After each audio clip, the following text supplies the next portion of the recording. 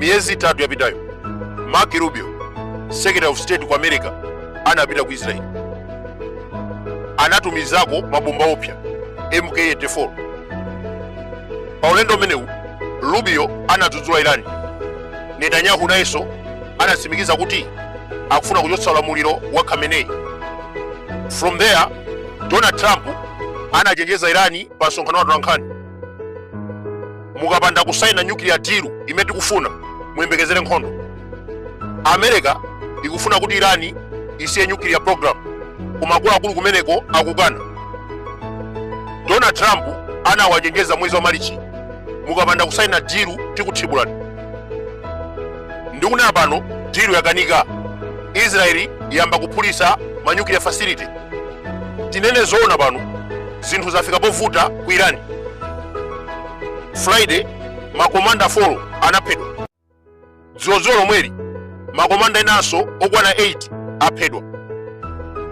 Intelligence Director wachiwiri wake, Air Force Commander ndo mutsatira onse, mkulu wa asilikali, Chief of Staff, mwachidule, akuluakulu onse, ma senior officials ku military aphedwa. Paliso ena akukoza zothawira kunja. Mwachisanzo, bodyguard wa Khamenei, Asiga Hejazi, akufuna kuthawira mdziko la Russia. Wapempha Vladimir Putin, chonde ndipaseni visa ndizabisale kumeneko. Umenewu ndi umboni kuti zinthu sizili bwino mdziko la Irani. Behind every terrorist group, behind every act of violence, behind every destabilizing activity, behind everything that threatens peace and stability for the millions of people who call this region home, is Iran. Nkhondo imene tikuona masiku amenewa, Israeli yakonzekera kwa nthawi yayitali. Mbuyomu anathana ndi Hezbollah, Hamas, Houthi, inali plani yolowera ku Irani. Magulu amenewa amathandizidwa ndi Irani kumalimbana ndi Israeli. Ndi Israeli inakonza plani tithane ndi Hezbollah, anapha akuluakulu onse ndi kuwamaliza. From there anapita kwa Hamas, anawathibula ndi kuwamalizanso. Right now akulimbana ndi mutu wa njoka.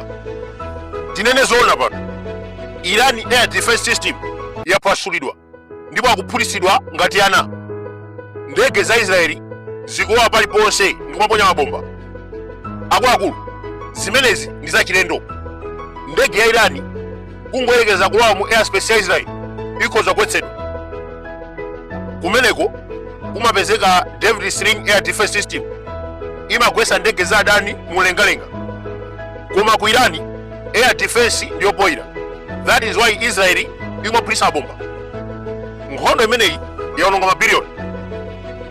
Last Friday, Iran yaponya 120 ballistic missile, 30 cruise missile, komanso 130 drone.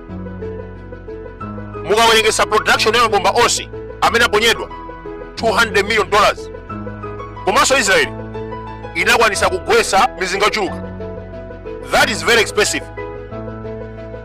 Iron Dome akagwetsa bomba limodzi ndi $50,000. David Sling ballistic missile ikagwetsedwa imodzi $1 million. R1, R2 defense system akagwetsa bomba limodzi $3 million. Mukawerengetsa mizinga yagwetsedwa Friday, Israeli yaononga ndalama zoposa $1 billion.